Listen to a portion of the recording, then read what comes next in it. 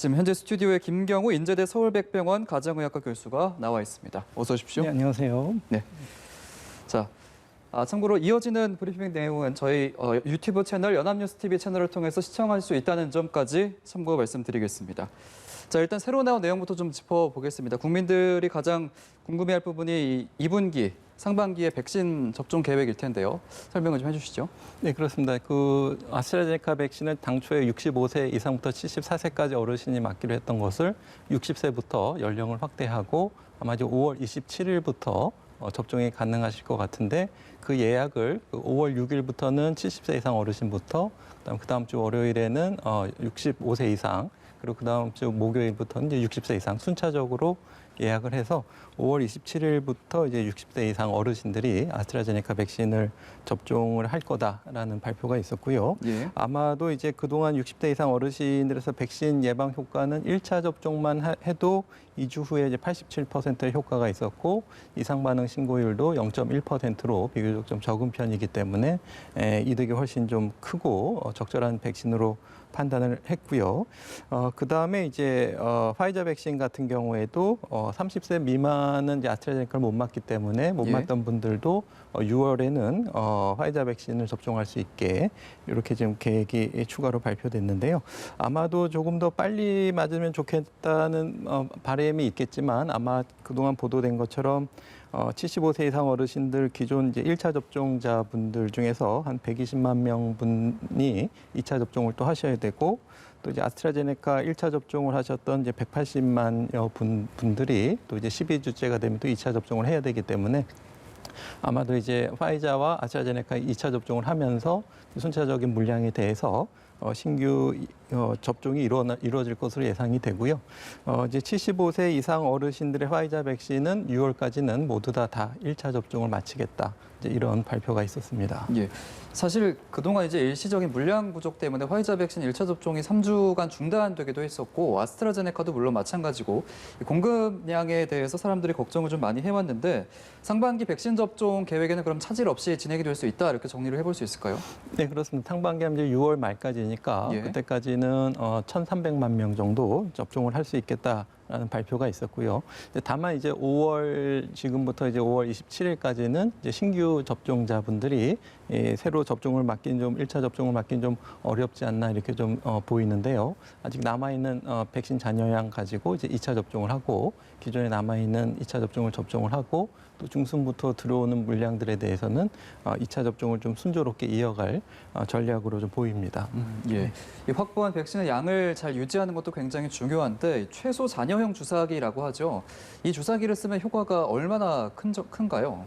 네, 맞습니다. 이제 파이자 백신 같은 경우는 기존에 한 병에서 5명분을 추출할 수 있었고 아스트라제네카 백신 같은 경우에도 한 병에서 10명분을 추출할 수가 있었는데 예. 이제 주사기 끝에 버려지는 양이 없도록 최소 잔여형 주사기가 개발되면서 파이자 백신은 6명까지, 아스트라제네카 백신은 11명까지 추출이 가능했는데 조금 더 기술적으로 조금 더 보완이 되면 7명, 12명까지 추가적으로도 더 확보할 수 있는, 더 절약할 수 있는 부분이 있기 때문에 아마 좀 추가적으로 좀 확보가 더 가능할 거다 이런 발표가 있었고요.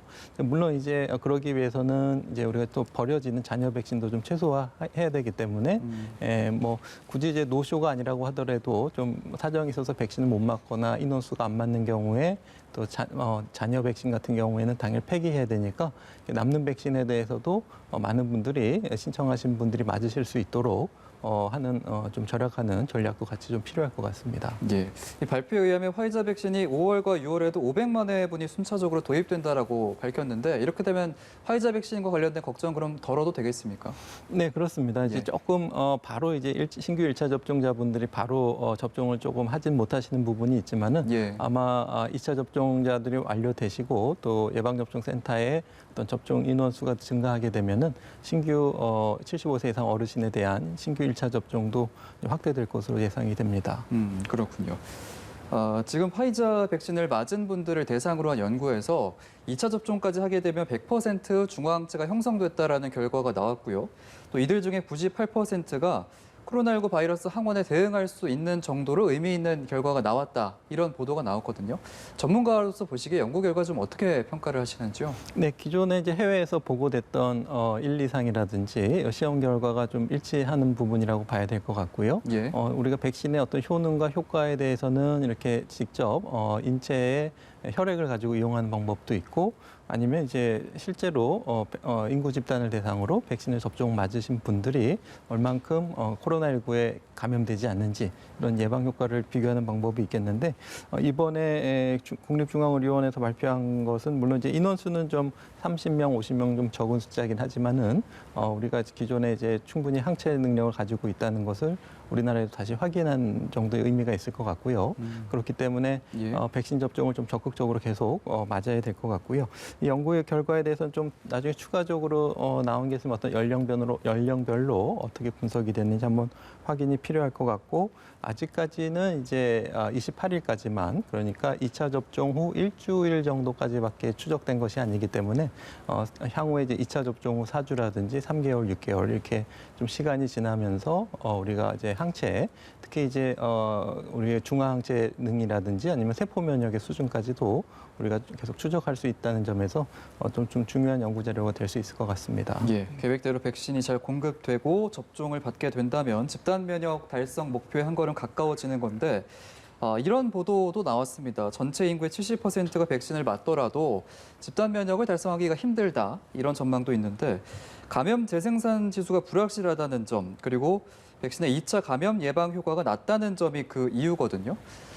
전문가로서 보시기에 어떻습니까? 11월 집단 면역을 목표로 잡았는데 수정을 해야 되는지 어떻게 보십니까? 네, 그래서 집단 면역이라는 용어의 어떤 뜻은 좀 사용하는 데서 좀 차이가 있을 수가 있는데요. 예. 일반적으로 지금 말하고 있는 집단 면역은 그러니까 전 인구의 한 70%가 접종하는 것 이렇게 그 정도로 해석해야 될 것 같고 70%가 맞았을 때 실제로 집단 면역이라는 것이 이루어질지에 대해서는 주요 다른 나라의 사례들도 봐야 되는데 우리가 이제 집단 면역이라고 하는 것에 대해서 이제 코로나19 바이러스가 종식이 되고 마스크 없이 방역 수칙을 지키지 않고 예전처럼 생활할 수 있다. 이제 그런 의미의 집단 면역은 이제 달성하기는 어렵지만 우리가 확진자 수를 충분히 줄이고 어느 정도 자유로운 일상생활을 할 수 있는 정도의 우리가 그런 정도의 수준은 우리가 충분히 좀 달성할 수 있을 것으로 좀 예상이 되고요. 여기서 지적된 것 같이 이제 감염제 생산 지수 같은 경우에도 한 사람이 이제 어느 만큼 많은 사람을 감염시키냐에 대한 어떤 지수라고 할 수가 있는데 바이러스 자체의 특성도 있지만 얼만큼 비말 전파 행위가 많고 또 비말이 전파되는 환경에 있었는지 그리고 얼마나 많은 사람을 접촉했는지 이러한 다양한 요인에 의해서 한 사람이 몇 명을 감염시켰냐가 정해지기 때문에 우리가 이제 어떤 이 코로나19 바이러스의 감염제 생산 지수가 3이다 이렇게 일률적으로 말할 수는 없겠고요. 물론 또 이제 변이 바이러스마다 또 전파력이 다르기 때문에 예. 그래서 일괄적으로 감염제 생산 지수를 3이기 때문에 70%가 접종해야지 집단 면역이 생긴다 이런 공식에 대해서는 항상 변수가 있다는 것을 조금 주의를 해봐야 될 것 같고요. 또 반대로 말하면은 우리가 이제 충분히 70%까지는 아니지만 충분한 거리두기와 방역 수칙 준수 그리고 적극적으로 감염자를 조기에 찾아내서 추가적인 접촉을 차단할 수 있다면은 보다 70% 이전에도 우리가 코로나19 확진자 수를 충분히 줄일 수 있는 그런 수준에 또 이를 수가 있기 때문에 우리가 이제 일단은 현재로서는 주어진 백신을 차질 없이 많은 분들이 접종에 참여하시는 것 이것이 지금 우리가 일단 가야 될 길이라고 볼 수 있겠습니다. 예, 그러니까 정리를 하자면 이제 전 국민의 70%가 백신을 다 맞는 것, 우리가 흔히 집단 면역이라고 불리는 그것이 일차적인 목표고, 네. 이제 완전한 최종적인 집단 면역을 위해서는 그 사이에 방역 수칙을 충분히 지켜줘야 한다라는 말씀이신 거죠. 네, 그렇습니다. 네. 그리고 또 변수를 더 보면은 이 돌파 감염이라고 하죠. 백신을 맞았는데도 감염이 되는 이런 부분 역시 방역 수칙 준수가 굉장히 중요할 텐데 정부의 백신 접종 전략에도 수정이 필요하다고 보시는지요? 일단은 지금 할 수 있는 것은 접종을 많이 하는 것이 되겠고요. 예. 이제 돌파 감염의 가능성이 항상 있기 때문에 예방 접종을 맞으셨다고 해서 방역 수칙을 어기거나 하시면 안 되겠고 특히 돌파 감염 위험성은 변이 바이러스일수록 또 백신의 또 면역 회피 기능을 또 가질 수가 있기 때문에 언제든지 일어날 수가 있겠고 그것은 아마도 이제 백신 접종이 확대되게 되면은 백신의 면역을 회피하는 변이 바이러스가 이제 생존해서 남으면서 오히려 그런 바이러스에 의한 유행이 또 추가적으로 될 수가 있는 가능성은 언제든지 좀 남아 있다고 봐야 될 것 같고요. 하지만 이제 돌파 감염이 있지만 한번 감염되신 분 자체로는 중증으로 진행되는 것을 충분히 예방할 수가 있고 또 걸리시더라도 바이러스 배출되는 양이 적고 배출되는 기간이 짧기 때문에 상대적으로 백신을 안 맞으셔서 걸려서 전파되는 확률보다는 훨씬 줄일 수가 있기 때문에 우리가 백신 접종을 맞으시고 추가적인 방역수칙 준수를 잘 하시게 되면 우리가 돌파 감염으로 인해서 다른 사람에게 감염될 수 있는 확률을 충분히 줄일 수가 있겠고요. 또 이제 서로 백신을 맞은 상태라면은 설사 한두 분이 돌파 감염이 생기셔도 또 충분히 집단 내에서 면역을 할 수 있는 효과가 있을 수가 있기 때문에 일단 최대한 많은 분들이 접종을 잘 맞으시고 방역 수칙을 기본적으로 잘 지켜주시면은 우리가 돌파 감염이 있다고 해도 추가적인 전파 확산을 좀 예방할 수 있는 효과는 있을 것으로 기대가 됩니다. 예. 자, 그리고 또 하나 궁금한 거는 이제 코로나19 백신을 독감 백신처럼 매년 맞아야 한다 이런 전망도 나오더라고요. 어떻게 보십니까? 네, 뭐 충분히 그럴 가능성이 있고요. 예. 물론 이제 코로나19가 전 세계적으로 많은 분들이 아직 백신을 못 맞고 있고 또 계속 변이 바이러스가 나오기 때문에 아마 좀 몇 년 좀 지속될 가능성이 그러니까 주된 있겠는데요. 이유가 변이 바이러스 때문인 건가요? 변이 바이러스가 있고 또 전 세계 인구들이 백신 접종을 맞기에는 아직은 백신 생산량이 좀 부족하기 때문에 예. 전 세계 인구 많은 분들이 좀 면역력을 가지는 그런 상태가 돼야 우리나라만 집단 면역을 이룬다고 해서 이제 외부에서 유입되는 바이러스 차단까지 다 할 수가 없기 때문에 전 세계가 좀 어느 정도 집단 면역을 형성해야지 안심을 할 수가 있겠는데 그 전까지는 아무래도 좀 시간이 걸릴 것 같고 아직 우리가 생긴 항체가 어느 정도 지속되는지는 알 수는 없지만 좀 면역력이 좀 떨어질 때는 우리가 이제 부스터샷 추가적인 접종이 좀 필요할 수도 있겠고 또 지금 백신 접종을 회피하는 변이 바이러스 생존해서 남았을 때 또 그 변이 바이러스에 맞는 추가적인 백신을 개발해서 또 추가적인 접종을 해야 되는 이런 상황이 좀 예상될 수가 있겠는데요.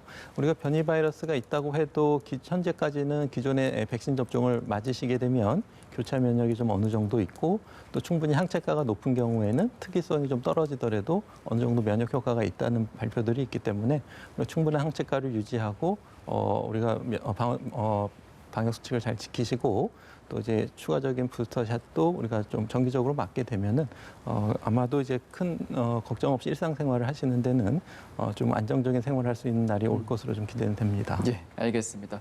정부가 발표한 특별방역 점검회의 결과를 김경우 인제대 서울백병원 가정의학과 교수와 함께 짚어봤습니다.